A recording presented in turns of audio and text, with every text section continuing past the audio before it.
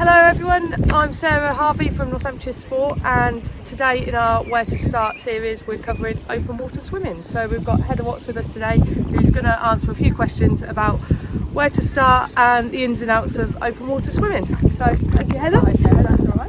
So tell us about your story, how you got into open water swimming, or where it started for you. Yeah, so I grew up on the Norfolk Broads, so I spent a lot of my childhood just in or on the water, growing up. And then I started doing triathlons when I was 40. So a lot of the shorter triathlons are pool based, but the swim section is also in open water, and obviously some of them are sea swims as well. So that kind of is what really started me. So that sort of kicked me off, but I basically got bored of pool training, and then decided that I would go into more swimming in open water. I got bored of taking on and off wetsuits, and if anyone's ever tried to put on or take off a wetsuit, you'll know that that's a challenge in itself. 3.5 years ago I decided to completely ditch the wetsuit and start swimming in just a swimsuit. Right. You don't have to start your open water journey there. If you want to swim in a wetsuit, that's absolutely fine. Just jump in and have a go. Brilliant, good stuff. I remember doing you roped me into a beginner's triathlon, didn't you? So I did, yes. I'd never done it before, and I turned up with a mountain bike, didn't I? Yeah. And you encouraged me to do that in the pool, didn't you? Yeah. And I was a complete beginner to it. Never tried it before in my life, had I?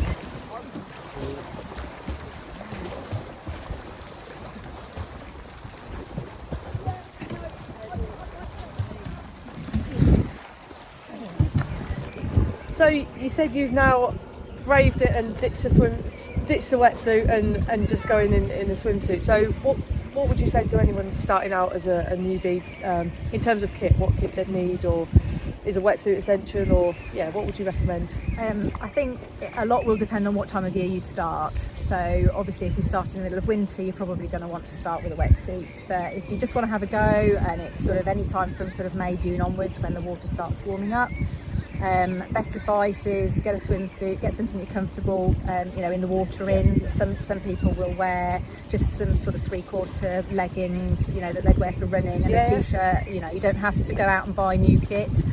And just give it a go. So again, in terms of goggles and things like that, if you're going to do heads up breaststroke, not everyone will want to do crawl.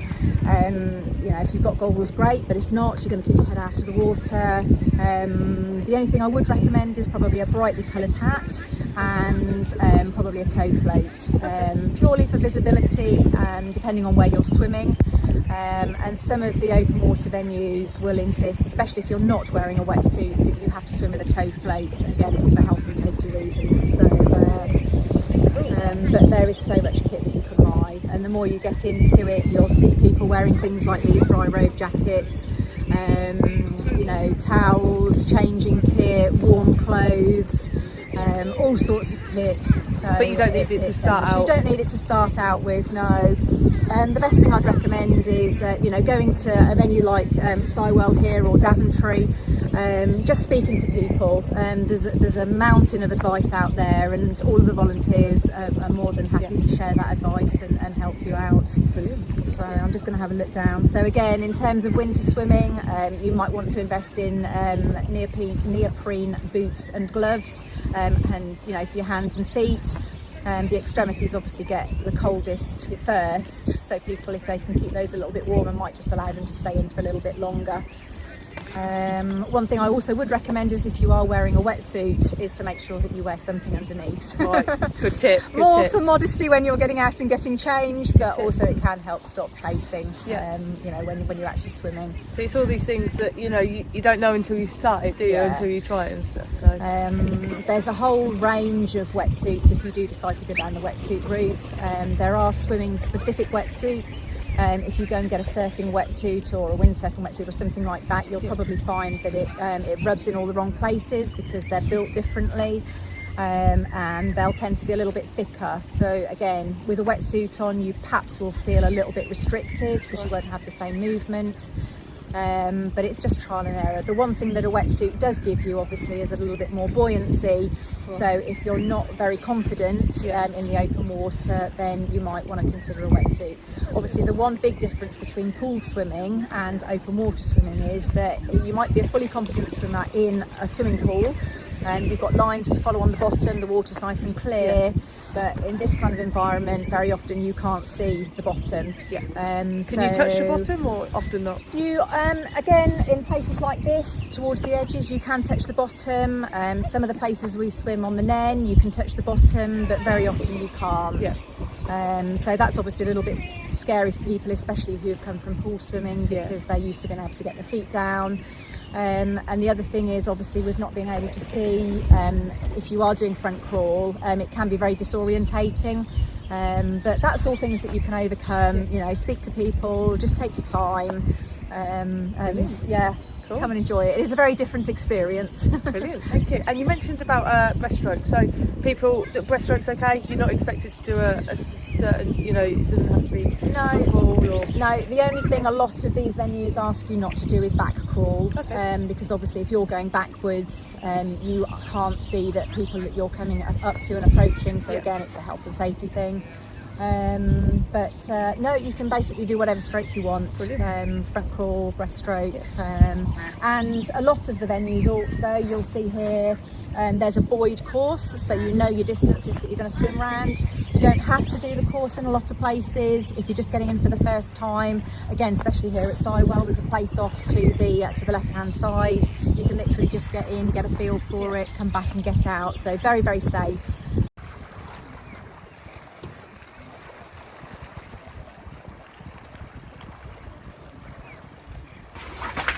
So for people wanting to give it a go, would you say that they need lessons or can they just jump straight in? I think a lot of that will depend on how confident they feel. There are lots of groups on Facebook, so if you just type in as the search, you know, wild swimming or open water swimming, you'll find copious amounts of local groups, and then obviously you can start up with a conversation and arrange to meet them. There are lots of other options. Obviously some people might feel that they want to have a one-to-one lesson with someone, and there are lots of local places again where you can book local lessons. If you're looking for something, again, coming back to the cost, that's a little bit more cost effective, you can have group lessons. So that's where you've got one coach working with 3, 4 or small groups of people, and that will work well for a lot of people. But again, you'll find information on the venues on what is available and where's available, but just find people to talk to, and then you'll have no trouble finding the information that you need.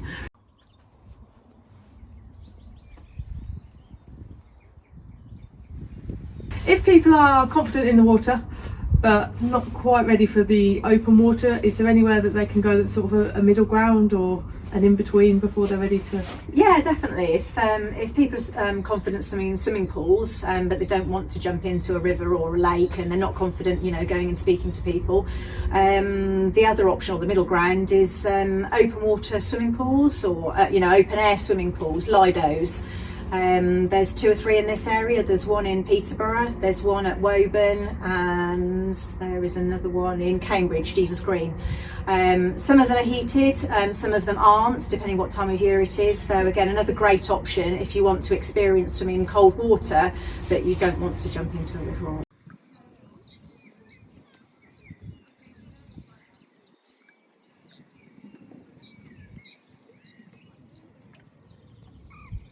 For anyone wanting to start open water swimming, where would you recommend that they, where can they go?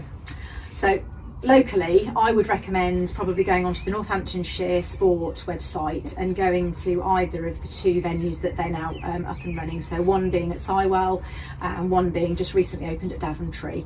They're fully lifeguarded, both on and off the water. You can't find a more secure location. There are other locations in this area, Rutland, Bedford, and I'm sure Sarah could probably put some links to those on the website. So lots of options. Lots of options. Again, nothing that if you type in open water swimming you probably wouldn't find in a search on the internet. Okay, brilliant, thank you. So if you head to www.northampshiresport.org, and there'll be information on the Sarwell Country Park and Daventry, and yeah, head to the open water swimming section from there for more info.